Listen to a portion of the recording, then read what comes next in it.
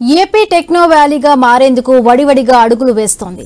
ఈ దిశగా సీఎం చంద్రబాబు కూటమి ప్రభుత్వం చేస్తున్న కృషికి ఏడాది తర్వాత ప్రణాళికలు పట్టాలెక్కుతూ ఉన్నాయి. ఇప్పటికే సాగర తీరం విశాఖ ఐటీ హబ్ గా క్రమంగా వృద్ధి చెందుతోంది. తాజాగా ప్రముఖ ఐటీ సంస్థ కాగ్నిజెంట్ విశాఖలో క్యాంపస్ పెట్టబోతున్నట్టుగా ప్రకటించింది. 22 ఎకరాల్లో ఏర్పాటు చేసే క్యాంపస్ లో 8,000 మందికి ఉపాధి అంటే సామాన్య విషయం కాదు. అటు రాజధాని అమరావతిని సైతం భవిష్యత్తు టెక్నాలజీ అందిపుచ్చుకునేలా తీర్చిదిద్దుతూ ఉన్నారు సీఎం చంద్రబాబు. ఇందుకు క్వాంటమ్ కంప్యూటింగ్ వ్యాలీ సరైంది అని నిర్ణయించింది. టార్గెట్ ఫిక్స్ చేశారు. 2026 జనవరి నాటికి ఏపీలో మొదటి క్వాంటమ్ కంప్యూటింగ్ వ్యాలీ రావాలన్నది ప్రభుత్వం టార్గెట్. 30న అమరావతిలో జాతీయ స్థాయి వర్క్ షాప్ ఏర్పాటు చేశారు. అయితే ఇది సాకారం అయితే దేశవ్యాప్తంగా విద్య, వైద్య, ఫార్మా, అగ్రిటెక్, మెడ్టెక్ సంస్థలకు క్వాంటమ్ కంప్యూటింగ్ వ్యాలీ కేంద్రంగానే మారే అవకాశాలున్నాయి. ఒకప్పుడు హైదరాబాద్ లో హైటెక్ సిటీ ఐటీ మాట్లాడితే ఇప్పుడు అమరావతిలో క్వాంటమ్ వ్యాలీ ఆర్టిఫిషియల్ ఇంటెలిజెన్స్ గురించి మాట్లాడుతున్నాం. ఒకప్పుడు హైదరాబాద్ లో హైటెక్ సిటీ ఐటీ మాట్లాడితే ఇప్పుడు అమరావతిలో క్వాంటమ్ వ్యాలీ ఆర్టిఫిషియల్ ఇంటెలిజెన్స్ గురించి మాట్లాడుతున్నాం. ఒకప్పుడు హైదరాబాద్ లో హైటెక్ సిటీ ఐటీ మాట్లాడితే ఇప్పుడు అమరావతిలో క్వాంటమ్ వ్యాలీ ఆర్టిఫిషియల్ ఇంటెలిజెన్స్ గురించి మాట్లాడుతున్నాం. ఒకప్పుడు హైదరాబాద్ లో హైటెక్ సిటీ ఐటీ మాట్లాడితే ఇప్పుడు అమరావతిలో క్వాంటమ్ వ్యాలీ ఆర్టిఫిషియల్ ఇంటెలిజెన్స్ గురించి మాట్లాడుతున్నాం. ఒకప్పుడు హైదరాబాద్ లో హైటెక్ సిటీ ఐటీ మాట్లాడితే ఇప్పుడు అమరావతిలో క్వాంటమ్ వ్యాలీ ఆర్టిఫిషియల్ ఇంటెలిజెన్స్ గురించి మాట్లాడుతున్నాం. ఒకప్పుడు హైదరాబాద్ లో హైటెక్ సిటీ ఐటీ మాట్లాడితే ఇప్పుడు అమరావతిలో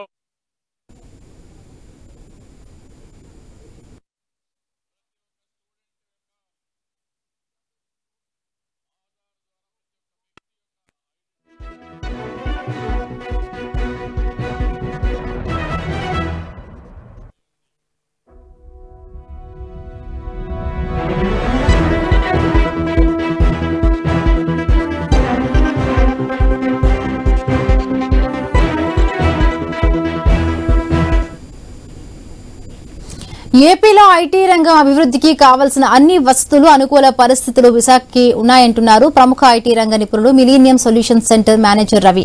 విశాఖ వైపు ఐటీ దిగ్గజ కంపెనీలు చూస్తున్న తరుణంలో త్వరలో విశాఖ ఐటీ రంగంలో విప్లవాత్మక విజయాలు సాధిస్తుందంటున్న రవితో ఐ న్యూస్ ప్రతినిధి రాజు ఫేస్ టు ఫేస్.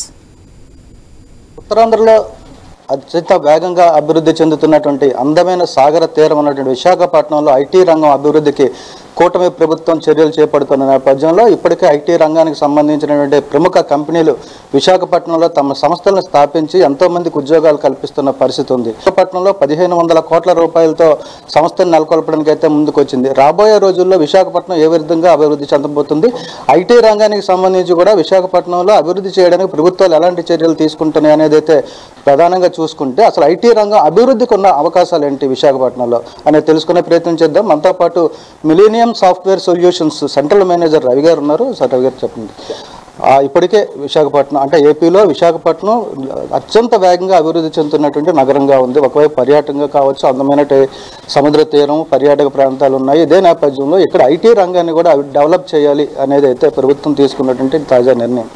దీనికి సంబంధించి ఇక్కడ ఉన్నటువంటి అవకాశాలు ఏంటి? కరెక్ట్ అండి. మామూలుగా మనకి ఆంధ్రప్రదేశ్లో పర్టికులర్లీ విశాఖపట్నానికి ఐటీ రంగ అభివృద్ధి పరంగా జరుగుతున్న ఏదైతే చర్యలు ఉన్నాయో మన ప్రజెంట్ గవర్నమెంట్ తీసుకుంటుందో వీటికి మనకు చాలా అవకాశాలు ఉన్నాయి. ఎందుకంటే విశాఖపట్నంలో మనకి ముందు నుంచి కూడా టెక్ మహీంద్రా కానీ అదర్ ఐటీ సైజ్ ఉంది. మనకి వేరియస్ ఐటీ కంపెనీస్ అనేవి ఆల్రెడీ ఎగ్జిస్టింగ్ ఉన్నాయి. కానీ ఇక్కడ ఉన్న మన స్టూడెంట్స్ కానీ లేదా మన ఇక్కడ ఉన్న ప్రజానీకం కానీ they are looking forward for big companies like TCS కానీ, విప్రో కానీ లేదా అదర్ ఐటీ జైంట్స్ చాలా కంపెనీస్ ఉన్నాయి. అటువంటి కంపెనీస్ మనకి ఇక్కడ ఉంటే మనకి ఇంకా డెవలప్మెంట్ బాగుంటుంది అనే ఒక ఆలోచన అందరికీ ఉండేదండి. So but we're having that sufficient infrastructure also here. So ఇటువంటి కంపెనీస్ మెయిన్గా పెట్టాలి అంటే ప్లేస్ అనేది చాలా ఇంపార్టెంట్ మనకి.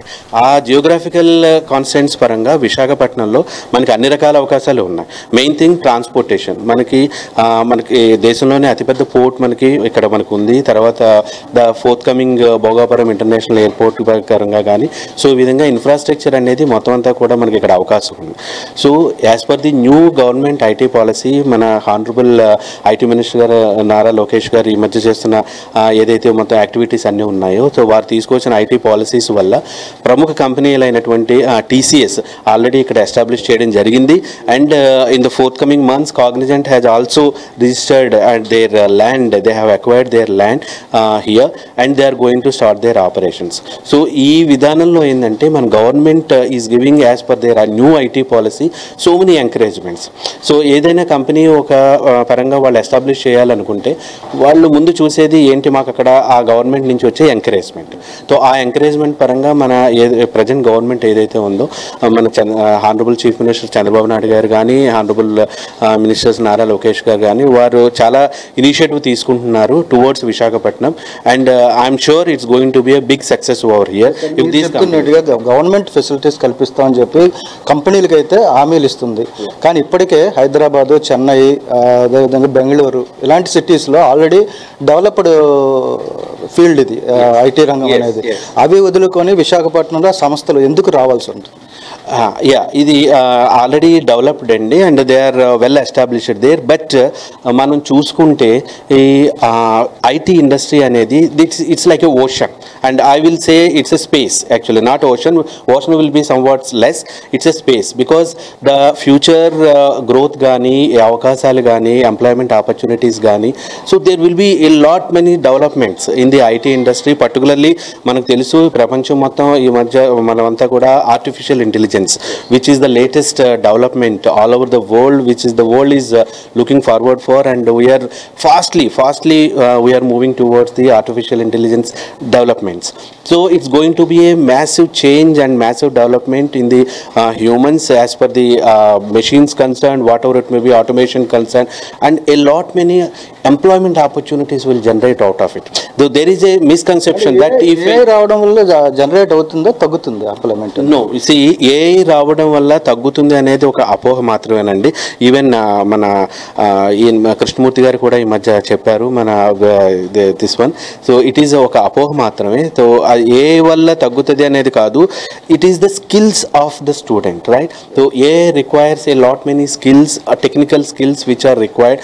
If the persons are having the skills then employment opportunities will always be there. And మనకి విశాఖపట్నం పరంగా ఏంటంటే ఇప్పుడు అక్కడ కంపెనీస్ ఆల్రెడీ ఎస్టాబ్లిష్ అయి ఉన్నా కూడా అక్కడ వాళ్ళకి సరిపోవట్లేదు. So that's not sufficient actually. So they are looking forward for new horizons, for their expansion, for their growth. So in that Visakhapatnam is going to be the best choice for them because as we know it is the city of destiny. Here we are having, it's a beautiful place as per the tourism concern and infrastructure concern. We are having a lot many facilities here and we heartily welcome all these companies to Visakhapatnam and give us more employment opportunities. ఇందాక చెప్తున్నట్టుగా కూడా అంటే ఏదైతే knowledge పరంగా కావచ్చు, experience పరంగా కావచ్చు, ఉన్నటువంటి సీనియర్ ఎంప్లాయీస్ని ఇక్కడికి తీసుకురావాల్సిన అవసరం ఉంటుందా విశాఖపట్నంలో ఎస్టాబ్లిష్ చేస్తే? లేదు ఇక్కడే నాలెడ్జ్ ఉన్నటువంటి పర్సన్స్ దొరుకుతారా? అంటే వైస్ వర్సా అండి. నేనైతే చెప్తాను ఇక్కడ మన విశాఖపట్నంలో కూడా there are so many people who are having a best IT knowledge over here but due to lack of opportunities are the distance concerned like the families are here or whatever it may be like. And ఇప్పుడు మనం ఈ రోజుల్లో అంటే at the present situation so మనకి ఒక standard IT job kavalante the people from here they have to go to either Hyderabad, Bangalore, Pune, something like that. Somewhere they have to Delhi, they have to go like that. But in the future I can foresee the thing in the future if these companies are coming over here so then people need not to go anywhere. So if the person is well trained and he is having the good skills then the same package, the same everything which we is going to get over there then he can get in the hometown only. For that I request all the students or all the professionals who are all there so they have to come up with this niche technologies which is in the real industrial ఏదైతే requirement ఉందో దాని ప్రకారం ఏంటంటే వాళ్ళు టెక్నాలజీస్ని develop చేసుకోవాలి, skills అనేవి పెంచుకోవాలి, real time skills. So it's not just studying, it is the skill improvement because this IT industry requires the skilled people. So even all Jeff Bezos gaani evaraina sare maatlade mana Amazon CEO evaru maatladina kuda they are requesting only for the skills nowadays. So I request all these students and everybody to improve their skills so that they can have a better career opportunities here only in Visakhapatnam. Right. ఇంకా life style విషయానికి వస్తే A1 cities ఏవైతే ఉన్నాయో ఆ సిటీస్లో ఉన్నటువంటి senior ఎంప్లాయీస్ని ఇక్కడికి తీసుకురావడం వల్ల వాళ్ళకి వేరేగా ప్రోత్సాహకాలు ఇవ్వాల్సి ఉంటుందా, లేదంటే కంపెనీ పాలసీ ప్రకారం వాళ్ళు ఇక్కడ రావాల్సి ఉంటుందా? Yes, so it all depends upon this infrastructure development. And see, actually everything cannot be in one day, right? Everything cannot be in one day, so it may take some time for all those facilities or lifestyle which they have been leading that thing. But it is I will tell you, it is the only one step. If that one step is required to be put by anyone, so because all these cities ee roju మనం ఏదైతే A1 class cities అనుకుంటున్నామో అవన్నీ కూడా by birth they are not A1 class cities. Their infrastructure, their facilities and their whatever their facilities are there, that made them that A1 class cities. So like that, so Visakhapatnam will also be 100% sure it's going to be A1 city in the future. There is no doubt in that. So in the initial stage, yeah, some constraints we may face, but it will be useful for the future generations. Software solutions సంస్థలను పెట్టి మీరు train చేస్తున్నటువంటి వాళ్ళు భవిష్యత్తులో వీళ్ళకి ఉపాధి అవకాశాలు ఎంతవరకు ఉంటాయి? విశాఖపట్నంలో ఐటీ రంగం అభివృద్ధి చెందితే వీళ్ళందరికీ కూడా భవిష్యత్తు ఏ విధంగా ఉండబోతుంది? Yeah, Millennium Software Solutions lo we are having very integrated course curriculum and all our trainers here are industry experts. Actually they are all our employees only. We are having the software development this thing also. So apart from our training institute, they are working for us actually. So we use them here as the faculty. So in that case, the student will be getting the experience on the niche technologies, and we are improving this, more focusing on the skills actually.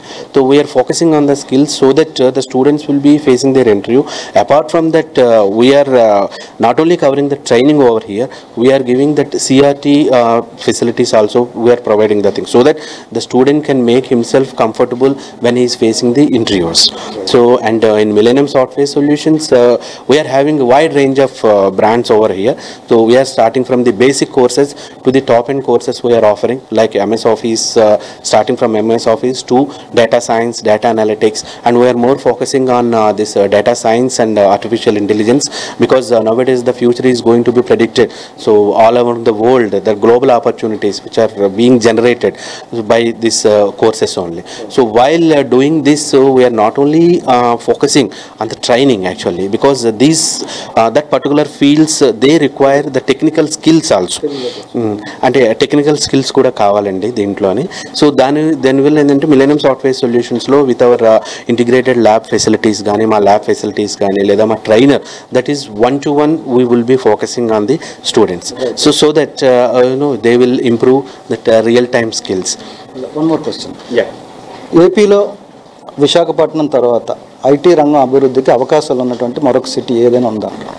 So obviously it has to be Amaravati and there is no doubt in that. The vision of our Honorable Chief Minister Nara Chandrababu Naidu garu.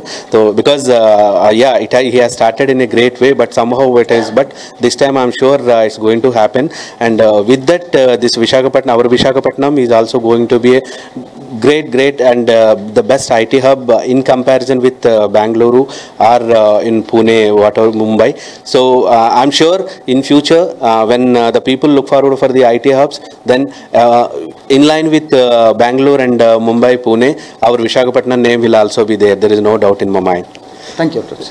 ఇది మొత్తంగా చూసుకుంటే ఏదైతే విశాఖపట్నం ఒకవైపు పర్యాటకంగా అభివృద్ధి చెందుతూనే మరోవైపు అయితే IT రంగాన్ని కూడా అభివృద్ధి చేస్తుంది. దీనికి ప్రధానంగా ఎన్డీఏ ప్రభుత్వం అయితే కూడా దృష్టి సారించింది. ఈ నేపథ్యంలో విశాఖపట్నానికి ఐటీ సంస్థలను అయితే ఆహ్వానించడం జరుగుతుంది. ఇదే నేపథ్యంలో ఒకవైపు ఏవైతే A1 సిటీస్గా ఉన్నాయో అవన్నీ కూడా ఇప్పటికే డెవలప్ అయిపోయి అక్కడ కంజెంటెడ్గా వాళ్ళకి ఉండడం వలన వాళ్ళు కూడా ఇతర ప్రాంతాల వైపు చూస్తున్నారు. ఈ నేపథ్యంలో విశాఖపట్నం వాళ్ళకి ఒక డెస్టినీగా మారబోతుంది. కాబట్టి విశాఖపట్నం రాబోయే రోజుల్లో ఐటీ రంగంలో ఒక దిశానిర్దేశంగా మారబోతుంది. ఏదైతే హైదరాబాదు, చెన్నై, మద్రాసు, కలకత్తా ఈ నగరాలతో సమానంగా కూడా అయితే విశాఖపట్నం కూడా అభివృద్ధి చెందబోతుందని చెప్పి రవి గారు అభిప్రాయం వ్యక్తం చేస్తున్నారు. మరోవైపు విశాఖపట్నం తర్వాత ఏదైతే అమరావతి కూడా ఉందో, అమరావతి కూడా రాబోయే రోజుల్లో ఐటీ రంగానికి హబ్గా మారబోతుంది. ఇది ఉత్తరాంధ్రకే కాదు ఏపీ రాష్ట్ర వ్యాప్తంగా ఉన్నటువంటి యువతకి ఎంతో అవకాశాలు కల్పిస్తుంది అని చెప్పి కూడా ఆశాభావం వ్యక్తం చేస్తున్న పరిస్థితి. వీడియో జర్నలిస్ట్ స్వామితో రాజు, ఐ న్యూస్, విశాఖపట్నం. ఏపీలో ఐటీ రంగ అభివృద్ధితో ఇక్కడి యువత భవిష్యత్తుకు బంగారు బాట అవుతుందని ఆశాభావం వ్యక్తం చేస్తున్నారు. ఐటీ రంగంలో అనుభవం కలిగిన ప్రముఖ analyst under and trainer Anuradha. రాష్ట్ర ప్రభుత్వం ఐటీ రంగాన్ని అభివృద్ధి చేస్తే ఉత్తరాంధ్రలోని నైపుణ్యం కలిగిన యువతకు ఉపాధి అవకాశాలు మెరుగుపడతాయని అంటున్న అనురాధతో ఐ న్యూస్ ప్రతినిధి రాజు ఫేస్ టు ఫేస్.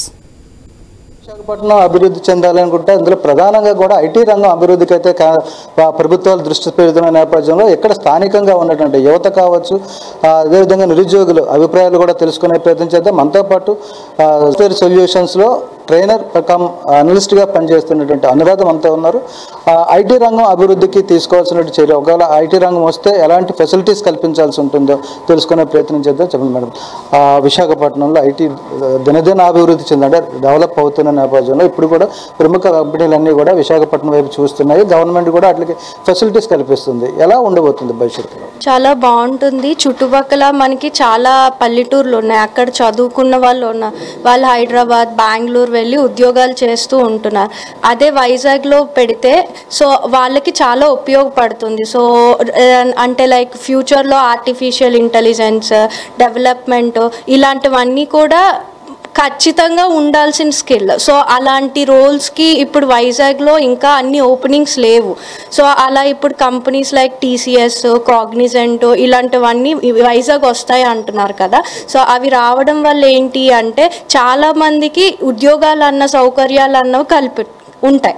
సో దానివల్ల ఏంటి అంటే వాళ్ళు వారం అంతా ఇక్కడ ఉద్యోగం చేసుకొని శనివారం ఆదివారం వాళ్ళు ఇంటికి వెళ్ళి వాళ్ళు అన్నీ చేసుకోవడానికి. అదే హైదరాబాద్, బెంగళూరులో ఉన్నారు అనుకోండి, జనాలు ఎక్కువ, కాంపిటీషన్ ఎక్కువ. ఎందుకు అంటే బెంగళూరు లాంటి సిటీలోని నార్త్ నుంచి అన్ని చోట్ల నుంచి వస్తారు. సో కాంపిటీషన్ అన్నది చాలా ఎక్కువ ఉంటుంది. అదే ఇక్కడ కల్పించాము అంటే ఇక్కడ దగ్గర ఉన్న వాళ్ళకి చాలా ఉపయోగం అన్నది పడుతుంది. మీరు చెప్తున్నట్టుగా ఒక అనలిస్ట్గా ఈ ఏరియాలో అంటే ఇటు విశాఖపట్నం, విజయనగరం, శ్రీకాకుళం, ఉత్తరాంధ్ర వ్యాప్తంగా చూసుకుంటే స్టూడెంట్స్లో నాలెడ్జ్ ఎంతవరకు ఉంది, అది ఈ సంస్థలకు పనికొస్తుందా, అంత ఆ స్థాయిలో నాలెడ్జ్ అనేది ఇక్కడ ఉందా? ఖచ్చితంగా ఉన్నదండి. నేను బెంగళూరులో వర్క్ చేసినప్పుడు చూశాను. So as an analyst so నేనేం అబ్జర్వ్ చేశాను అంటే చాలామంది దగ్గర కమ్యూనికేషన్ స్కిల్ ఉంటుంది, కానీ టెక్నికల్ స్కిల్ వచ్చేసరికి సౌత్ సైడ్ ఉన్న వాళ్ళ దగ్గర ఎక్కువ ఉంటుంది. కానీ వాళ్ళు ఎక్కడ ల్యాగ్ అవుతారు అంటే కమ్యూనికేషన్ స్కిల్ దగ్గర ల్యాగ్. బికాజ్ నార్త్ ఇండియన్స్ వాళ్ళందరూ ఫస్ట్ నుంచి హిందీలో మాట్లాడతారు, ఇంగ్లీష్లో మాట్లాడతారు, కాబట్టి వాళ్ళకి కొంచెం కష్టం కాదు. సో ఈ కాలం స్టూడెంట్స్లో నేను కొంత అబ్జర్వ్ చేసింది ఏంటి అంటే వాళ్ళు కమ్యూనికేషన్తో పాటు టెక్నికల్ స్కిల్స్ అన్నీ బిల్డ్ చేసుకుంటే ఖచ్చితంగా అయితే ఉపయోగపడుతుంది వాళ్ళకి. ఇప్పుడు ఏదైతే ఈ ఇన్స్టిట్యూట్లో మీరు ట్రైన్ చేస్తున్నారు, మీ దగ్గరకు వచ్చేటువంటి స్టూడెంట్స్ కావచ్చు, లైక్ ఇంజనీరింగ్ స్టూడెంట్స్ వాళ్ళ స్థితులు ఏమంటారు అంటే వాళ్ళకి మీరు చెప్తుంది వాళ్ళకి అవగాహన చేసుకొని స్కిల్ డెవలప్మెంట్ అనేది సాధ్యమవుతుంది? ఖచ్చితంగా చాలామంది స్టూడెంట్స్ నేర్చుకుంటున్నారు. వాళ్ళకి మేము ఇంటర్వ్యూస్ ఎలా ఇవ్వాలో నేర్పిస్తాము, టెక్నికల్ స్కిల్ వాళ్ళు ఎక్కడ ల్యాగ్ అవుతున్నారో మేము వాళ్ళని చూసి వాళ్ళ దగ్గర నుంచి వాళ్ళు ఏం ఇంప్రూవ్ చేయాలో సజెస్ట్ చేస్తాము. సో వీ రికమెండ్ అంటే ఇంటర్వ్యూ పాయింట్ ఆఫ్ వ్యూలో చెప్తాము, స్కిల్ పాయింట్ ఆఫ్ వ్యూలో కూడా చెప్తాం. రెండు ఇంపార్టెంటే. మన దగ్గర స్కిల్ ఒకటే ఉండి ఇంటర్వ్యూ ప్రిపరేషన్ లేకపోతే ఇంటర్వ్యూ చేయాలి. కమ్యూనికేషన్ స్కిల్ ఉండి టెక్నికల్ స్కిల్ లేకపోతే రెండు అవసరమే. రెండు ఆ పాయింట్ ఆఫ్ వ్యూలో మేము ట్రైనింగ్ అన్నది ఇస్తాం అన్నమాట. సో దట్ వాళ్ళకి కంపెనీస్కి వెళ్ళి అప్లై చేయడానికి కూడా ఉపయోగపడుతుంది అన్న ఇదిలో అలా ఇస్తాం మేము. ఇక చూసుకుంటే వచ్చే 5 ఏళ్లలో కూడా అంటే రాష్ట్ర ప్రభుత్వం తీసుకున్న నిర్ణయాల్లో భాగంగా ఐటీ రంగాన్ని విశాఖపట్నంలో అభివృద్ధి చేయాలి అని అంటే వచ్చే 5 ఏళ్లలో కూడా 1,00,000 కోట్ల ఐటీ ఎగుమతులు సాధించాలి అని చెప్పి కూడా లక్ష్యంగా పెట్టుకుంది. దీనికి ప్రధానంగా విశాఖపట్నం వేదిక కాబోతుంది. మౌలిక వసతులకు సంబంధించి ఎలా ఉండబోతుంది? చాలా బాగుంటుంది. ఆ ఐటీ రంగానికే కాదు, ఇలా రావడం వల్ల మిగతా రంగాల్లో వాళ్ళకు కూడా చాలా బిజినెస్లు పెట్టుకోవడానికి కానీ ఉద్యోగాలు కల్పించడానికి కానీ చాలా అవకాశాలు ఉంటాయి. ట్రాన్స్పోర్టేషన్ దగ్గర నుంచి ఫుడ్ బిజినెస్, హాస్టల్స్, ఇలా అన్నిటికీ కూడా మంచి స్కోప్ అన్నది ఉంటుంది. సో ఒకటి డెవలప్ అవ్వడం వల్ల దాని చుట్టూ ఉండే మిగతా బిజినెస్లు కూడా చాలా బాగా డెవలప్ అవుతాయి. Thank you. ఇది మొత్తంగా చూసుకుంటే దినదిన అభివృద్ధి చెందుతున్నటువంటి విశాఖ మహానగరం ఇప్పుడు ఐటీ రంగానికి కూడా వేదిక కాబోతుంది. ఇప్పటికే చాలా వరకు కూడా టీసీఎస్, గూగుల్, టెక్ మహేంద్ర వంటి ఇతర కంపెనీలు కూడా ఇప్పటికే ఇక్కడ తమ విధులను నిర్వర్తిస్తూ సంస్థల్లో పనిచేస్తున్నటువంటి టెక్ ఉద్యోగులు అయితే ఉన్నారు. అదే నేపథ్యంలో త్వరలో కూడా మరికొన్ని ఐటీ కంపెనీస్ అయితే రాబోతున్నాయి. దీనికి రిలేటెడ్గా ఉన్నటువంటి ఆ రంగానికి సంబంధించి అనుబంధ సంస్థలు కూడా ఇక్కడ డెవలప్ అయ్యే అవకాశం ఉంది.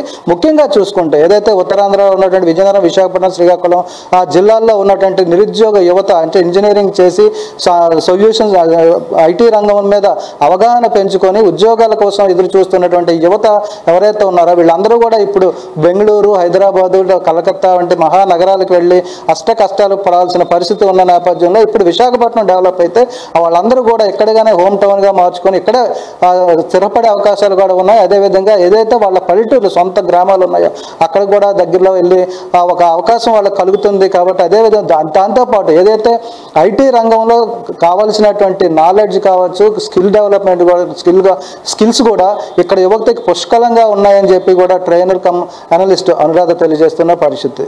వీడియో జర్నలిస్ట్ స్వామితో రాజా న్యూస్, విశాఖపట్నం. ఏపీ రాజధాని అమరావతిని క్వాంటమ్ కంప్యూటింగ్ సెంటర్ గా చేసేందుకు ప్రభుత్వం అడుగులు వేస్తోంది. దేశంలోని తొలి క్వాంటమ్ కంప్యూటింగ్ విలేజ్ ను ఏర్పాటు చేసేందుకు ప్రయత్నాలు మొదలుపెట్టింది. హైదరాబాద్ హైటెక్ సిటీని మించి అమరావతిని అభివృద్ధి చేసేందుకు రాష్ట్ర ఐటీ శాఖ కార్యాచరణ సిద్దం చేసింది. ఈ క్వాంటమ్ కంప్యూటింగ్ రంగానికి సంబంధించిన మరింత సమాచారం కోడ్జ్ఞాన్ ఐటీ టెక్నాలజీ ఫౌండర్ సాయిరామ్తో ఐ న్యూస్ ప్రతినిధి కాంతి ఫేస్ టు ఫేస్. అమెరికాలో సిలికాన్ వ్యాలీని తలపించేలాగా ఆంధ్రప్రదేశ్లో క్వాంటమ్ కంప్యూటర్ సెంటర్ అలాగే క్వాంటమ్ విలేజ్ని డెవలప్ చేసేందుకు ఆంధ్రప్రదేశ్ ప్రభుత్వం కృషి చేస్తోంది. అసలు క్వాంటమ్ కంప్యూటింగ్ అంటే ఏంటి, ఎందుకు ఆంధ్రప్రదేశ్ ప్రభుత్వం దీని మీద ఇంత శ్రద్ధ చూపిస్తోంది, అలాగే ప్రస్తుతం ఎవరైతే కంప్యూటర్ సైడ్ ఉన్నటువంటి అంటే కోర్సెస్ నేర్చుకుంటున్న వారు కావచ్చు, అలాగే ఇంజనీరింగ్ డిగ్రీస్ చేస్తూ అలాగే గ్రాడ్యుయేషన్ కంప్లీట్ చేసుకున్న వారికి ఈ క్వాంటమ్ కంప్యూటింగ్ అనేది ఎంతవరకు ఉపయోగపడుతుంది, ఎంతవరకు వీటిలన్నిటి వల్ల అంటే ఈ క్వాంటమ్ కంప్యూటింగ్ చేయడం వల్ల అంటే ఇంత పెద్ద మోతాదులో అంటే 4,000 కోట్ల రూపాయలతోటి క్వాంటమ్ కంప్యూటింగ్కి సంబంధించినంత వరకు కూడా ఆంధ్రప్రదేశ్ రాజధానిలో కేంద్రంగా ఈ క్వాంటమ్ కంప్యూటింగ్ని డెవలప్ చేయడానికి ఎందుకు సీఎం చంద్రబాబు నాయుడు ఎందుకు అంత కృషి చేస్తున్నారు, అసలు క్వాంటమ్ కంప్యూటింగ్ అంటే ఏంటి, అలాగే ఏ డిగ్రీ కంప్లీట్ చేసినట్లయితే ఈ క్వాంటమ్ కంప్యూటింగ్ అనేది మనకి ఉపయోగపడుతుంది, అలాగే ఎవరైతే పిల్లలు చదువుకుంటున్న వాళ్ళు కావచ్చు ఫ్యూచర్లో ఈ కంప్యూటర్ బేస్డ్ డెవలప్మెంట్కి సంబంధించినటువంటి అంశంలో ఐటీ సెక్టార్లో డెవలప్మెంట్ కోసం కృషి చేస్తున్నట్టుగా సీఎం చంద్రబాబు నాయుడు పదే పదే చెప్తూ ఉన్నారు. అయితే క్వాంటమ్ కంప్యూటింగ్కి సంబంధించినంత వరకు కూడా అసలు ఏంటి అనే దానికి సంబంధించి మనతో మాట్లాడడానికి కోడ్జ్ఞాన్ ఫౌండర్ సాయిరామ్ గారు ఉన్నారు. సార్ చెప్పండి, మీకు యాక్చువల్గా కోడ్జ్ఞాన్ అంటే ఏంటి, ఎందుకు క్వాంటమ్ కంప్యూటింగ్ అంటే ఏంటి, దీనికోసం ఎందుకు ఇంత ఆంధ్రప్రదేశ్ ప్రభుత్వం కృషి చేస్తుంది? సో బేసిక్గా క్వాంటమ్ కంప్యూటింగ్ అంటే ఆర్టిఫిషియల్ ఇంటెలిజెన్స్కి next level. So quantum computing అంటే ఇప్పుడు మనం ఏదైతే ఏఐ బూమ్ గురించి మాట్లాడుతున్నామో ఆర్టిఫిషియల్ ఇంటెలిజెన్స్, ఓపెన్ ఏఐ వీటి దానికి నెక్స్ట్ లెవెల్ క్వాంటమ్ కంప్యూటింగ్ అండి. సో సింపుల్గా చెప్పాలి అంటే కనుక మీరు ఏ అయితే ఇప్పుడు వరకు అసాధ్యం అనుకున్నామో అవన్నీ కూడా ఏఐలో పాసిబుల్ అవుతున్నాయి. ఓకే, ఇప్పుడు ఏఐలో ఏ అయితే పాసిబుల్ అవ్వవు అనుకుంటున్నారో అవన్నీ కూడా క్వాంటమ్ కంప్యూటింగ్లో పాసిబుల్ అవుతాయి అన్నమాట. కంప్యూటర్లో చాలా కూడా డెవలప్మెంట్కి సంబంధించినటువంటివి చాలా సాఫ్ట్వేర్ అప్డేట్స్ కానీ ఇవన్నీ చాలా ఉన్నాయి. సో ఎందుకు క్వాంటమ్ కంప్యూటింగ్ మీద ఎందుకు ఆంధ్రప్రదేశ్ గవర్నమెంట్ ఇంత ఫోకస్ చేస్తుంది?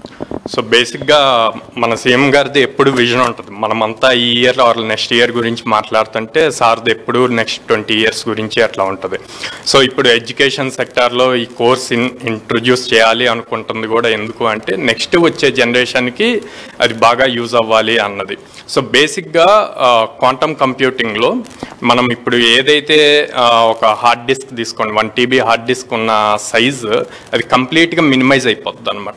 అట్ ద సేమ్ టైం మనం ఏదైతే థింగ్స్ పాసిబుల్ అవ్వవు, ఇవి హ్యూమన్స్ చేయలేరు అనుకున్న వాటన్నిటిని కూడా క్వాంటమ్ కంప్యూటింగ్లో పాసిబుల్ చేయొచ్చు అనమాట. ఫర్ సపోజ్ ఇప్పుడు మనం మొబైల్లో ఉంటుంది 256 GB యూజ్ చేస్తున్నాము. సో దాంట్లో ఏదైనా డేటా రీడ్ చేయాలి అనుకోండి, ఒక 5 minutes పడుతుంది అనుకోండి. క్వాంటమ్ కంప్యూటింగ్ వచ్చాక అది 1 minute, less than 1 minuteలో అయిపోతుంది అనమాట. అది టెక్నాలజీ ఎప్పటికప్పుడు చేంజ్ అవుతుంది. సో స్టూడెంట్స్ ఎప్పుడైతే అడ్వాన్స్డ్ టెక్నాలజీస్ నేర్చుకుంటారో సో అప్పుడు వాళ్ళ కెరీర్స్ కూడా బెస్ట్గా ఉంటుంది. ఎప్పుడైతే ఫుల్ ఫ్లెడ్జ్డ్గా క్వాంటమ్ వ్యాలీ అన్నది మంగళగిరిలో 4,000 crores పెట్టి చేస్తున్నారో అది కనుక సెటప్ అయితే ఫుల్ ఫ్లెడ్జ్డ్గా అప్పుడు ఆ టైంకి మన దగ్గర కూడా రిసోర్సెస్ ఉండాలి వర్క్ చేయడానికి. సో ఇప్పటి నుంచే కరికులమ్స్లో వాటిని ఇంట్రడ్యూస్ చేస్తే ఆ టైంకి ఫోర్స్ కూడా రెడీగా ఉంటుంది, కంపెనీస్ కూడా ఇంకా బెటర్ వేలో చేయొచ్చు. దీనివల్ల లాట్ ఆఫ్ స్టార్టప్స్ వస్తాయి, దానివల్ల ఆటోమేటిక్గా ఏపీకి కూడా బెనిఫిట్స్ ఉంటాయి కదా ఇండస్ట్రీ పాయింట్లో. 4,000 కోట్ల రూపాయల పెట్టుబడి పెట్టి దాని మీద ఇన్వెస్ట్మెంట్ చేస్తూ ఉన్నారు. గవర్నమెంట్ చేసే ఇన్వెస్ట్మెంట్కి దానికి తగినట్లుగా అంటే ఇప్పుడు మోస్ట్లీ ఒక 1 or 2 yearsలో దాన్ని కంప్లీట్ చేస్తాము, ఒక పైలట్ ప్రాజెక్ట్గా తీసుకొని చేస్తోంది గవర్నమెంట్. సో 1 or 2 yearsలో పాస్డ్ అవుట్స్ చాలా మంది వస్తారు, వారందరినీ అకామిడేట్ చేయడానికి ఇది సరిపోతుందంటారా? అండ్ ఆ లెవెల్లో అంటే అమెరికాలో సిలికాన్ వ్యాలీ లెవెల్లో ఆంధ్రప్రదేశ్లో ఇది డెవలప్ చేయడం అంత ఈజీ అంటారా? టెక్నాలజీ అన్నది ఒక పర్టికులర్ సిటీతో సంబంధం లేదు. సిలికాన్ వ్యాలీ లాగా ఇక్కడ డెవలప్ చేయగలమా అన్న కంపారిజన్ రాంగ్. ఎక్కడైనా చేయొచ్చు, కానీ ఇప్పుడు మీరు అడిగినట్టు 1 or 2 yearsలో కొన్ని lakhs ఆఫ్ స్టూడెంట్స్ పాస్అవుట్ అవుతారు. వాళ్ళందరికీ దీంట్లో ఫీచర్ ఉంటుందా అంటే ఆ వేలో అసలు ఎప్పుడు థింక్ చేయకూడదు. ఇది న్యూ టెక్నాలజీ అన్నప్పుడు ఎక్స్పీరియన్స్ వాళ్ళకి ఇంకా దీన్ని నెక్స్ట్ లెవెల్కి తీసుకెళ్ళడానికి ఛాన్స్ ఉంటుంది.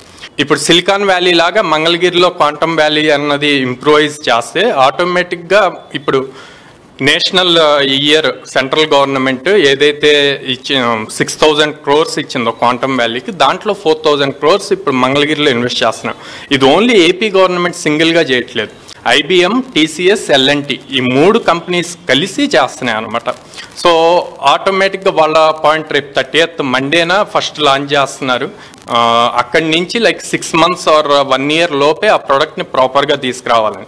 IBM వచ్చేసి సూపర్ కంప్యూటర్ మనం మూవీస్లో చూసాం ఇప్పుడు దాకా, అలాంటిది ఇప్పుడు దాన్ని ఒకటి ఇక్కడ ఎస్టాబ్లిష్ చేస్తున్నారు 156 QBitesతో.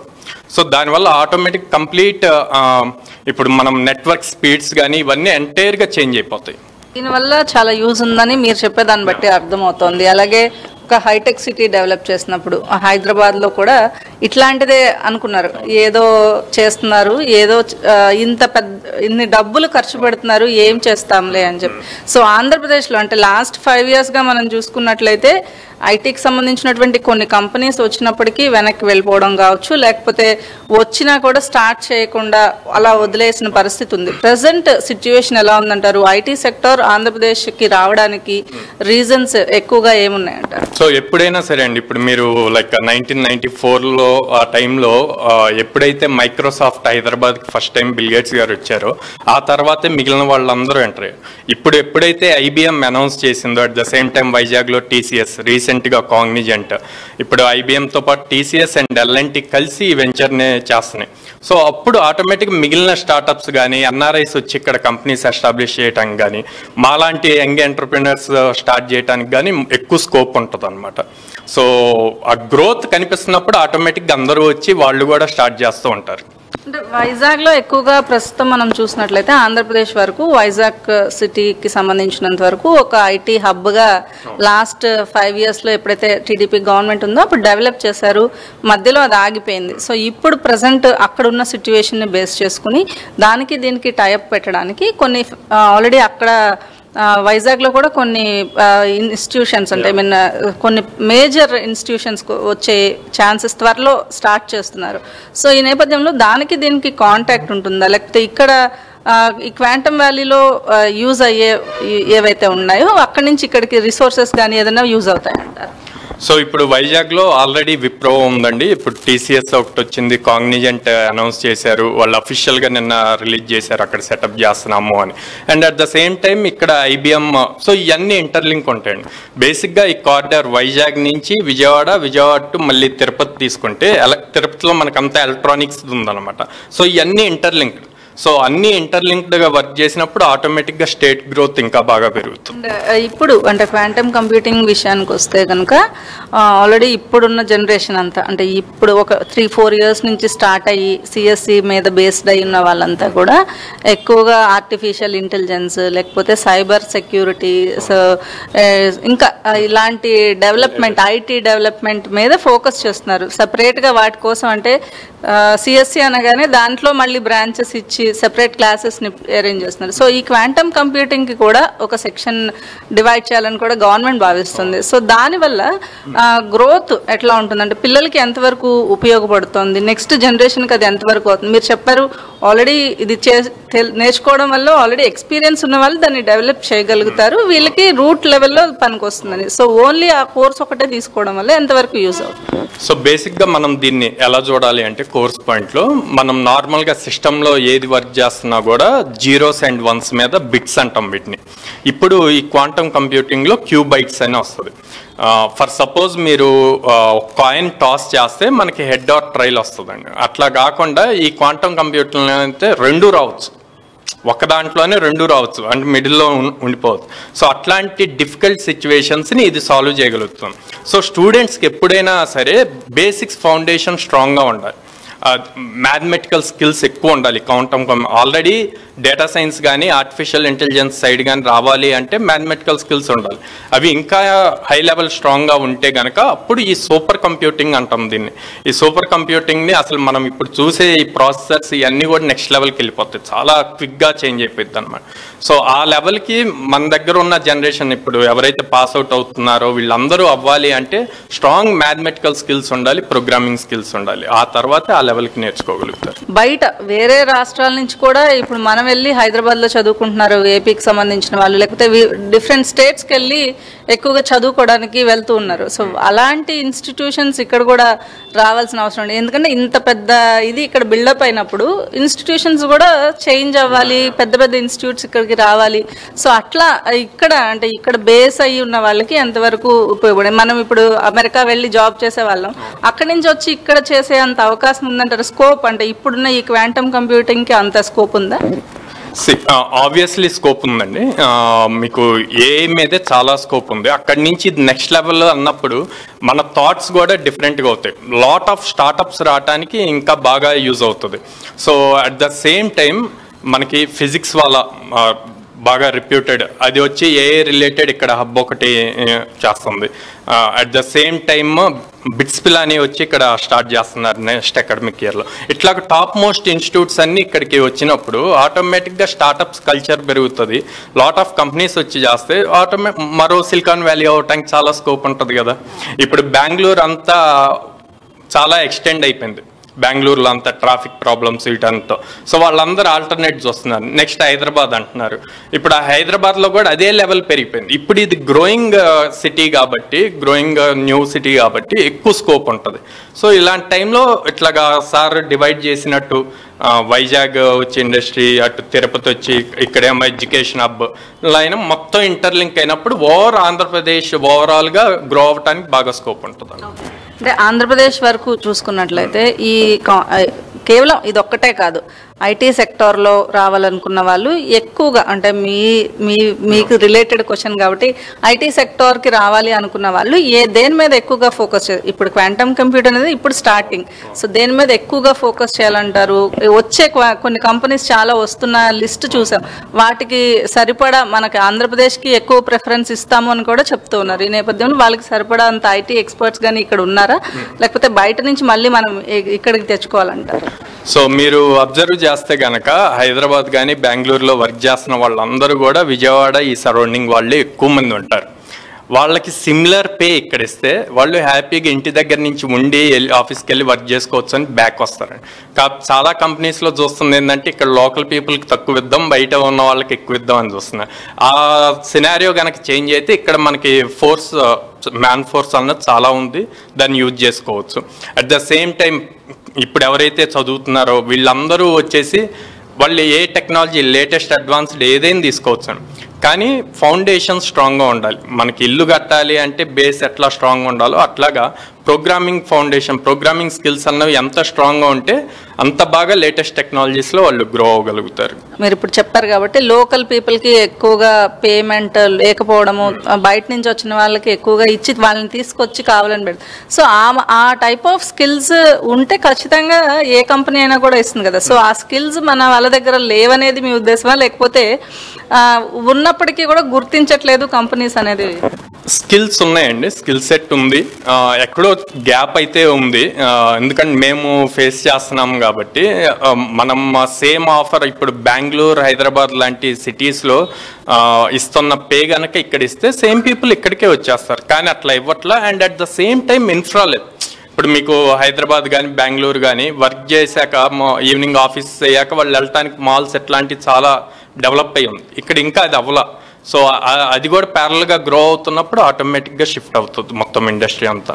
మొత్తంగా చూసుకుంటే ఇప్పుడు మనం అనుకున్న ఈ క్వాంటమ్ కంప్యూటింగ్ లేకపోతే క్వాంటమ్ వ్యాలీ ఇవంతా కూడా ఆంధ్రప్రదేశ్కి ఒక ఐటీ హబ్గా చేయడానికి చాలా యూజ్ అవుతుందని చెప్తున్నారు. అలాగే ఇంకేమైనా కొత్త కోర్సెస్ కానీ లేకపోతే దానికి సపోర్టింగ్గా ఉన్న కోర్సెస్కి సంబంధించినంత వరకు కూడా మీలాంటి ఇన్స్టిట్యూట్స్ ఎట్లాంటి కోర్సెస్ ఆఫర్ చేస్తున్నారు? సో మేము దానికి రిలేటెడ్గా అంటే డేటా అనలిటిక్స్, డేటా సైన్స్, వీటన్నిటికీ ప్రోగ్రామింగ్ రిలేటెడ్ స్ట్రాంగ్గా ఉండాలి కాబట్టి పైథాన్ అండ్ జావా స్క్రిప్ట్ని స్ట్రాంగ్గా నేర్పిస్తాం అనమాట.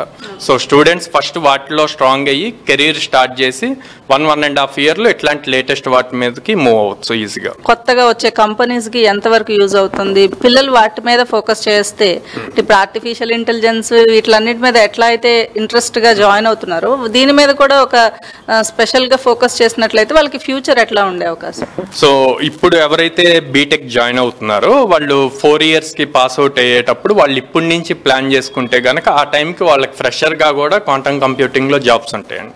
సో దాన్ని proper plan like first programming strong అయ్యి తర్వాత మ్యాథమెటికల్ స్కిల్స్ అన్ని స్ట్రాంగ్ అయ్యి అక్కడి నుంచి అల్గరిథమ్స్ రాయాలి, మెషిన్ లెర్నింగ్ అల్గరిథమ్స్ రాస్తాం. అట్లాగే క్వాంటమ్ కంప్యూటింగ్లో కూడా అల్గరిథమ్స్ రాయాలి. అల్గరిథమ్స్ ఎంత యూనిక్గా రాయగలిగితే వాళ్ళకి అంత స్కోప్ ఎక్కువ ఉంటుంది అన్నమాట. ఇది మొత్తంగా క్వాంటమ్ కంప్యూటింగ్ అనేది ప్రస్తుతం ఏదైతే ఆంధ్రప్రదేశ్ గవర్నమెంట్ తీసుకున్నటువంటి స్టెప్ ఒక ఐటీ హబ్గా ఆంధ్రప్రదేశ్ని మార్చడానికి, సిలికాన్ వ్యాలీ లాగా తయారు కావడం కాదు, అంతకు మించి ఒక ఐటీకి సంబంధించినటువంటి ఒక పెద్ద ప్రపంచాన్ని ఆంధ్రప్రదేశ్లో సృష్టించే అవకాశం ఉందని చెప్తున్నారు. అలాగే ప్రస్తుతం ఉన్నటువంటి స్టూడెంట్స్ ఏదైతే ఈ సైడ్ అంటే ఐటీ సైడ్ రావాలనుకున్న వారికి కూడా ఇది ఒక పెద్ద ఆపర్చునిటీగా చెప్తున్నారు. అలాగే రాష్ట్ర ప్రభుత్వం తీసుకున్నటువంటి చొరవతోటి చాలా వరకు కంపెనీస్ ఇక్కడికి వచ్చి ఇక్కడ కొత్తగా వాళ్ళకు పెట్టుతున్నప్పుడు కొత్తగా స్టార్టప్స్ రావడానికి కూడా ఎవరైతే యంగ్ ఎంటర్ప్రినర్స్ ఉంటారో వాళ్ళందరూ కూడా కొత్తగా స్టార్టప్స్ని తీసుకొచ్చేందుకు కూడా ఎంతో ఇంట్రెస్టింగ్గా ఉన్నారు. సో ఈ నేపథ్యంలో దానికి సిమిలర్గా బెంగళూరు, హైదరాబాద్ లాంటి నగరాన్ని ఎస్టాబ్లిష్ చేస్తున్నారు కాబట్టి ఖచ్చితంగా ఆంధ్రప్రదేశ్ మరొక 4 ఏళ్లలో క్వాంటమ్ కంప్యూటింగ్ అనేది ఒక హబ్గా మారటమే కాకుండా ఒక ఐటీ హబ్గా కూడా ఆంధ్రప్రదేశ్ మారే అవకాశం ఉందని చెప్తున్నారు. కెమెరా పర్సన్ కిషోర్తో కాంతి, ఐ న్యూస్, విజయవాడ.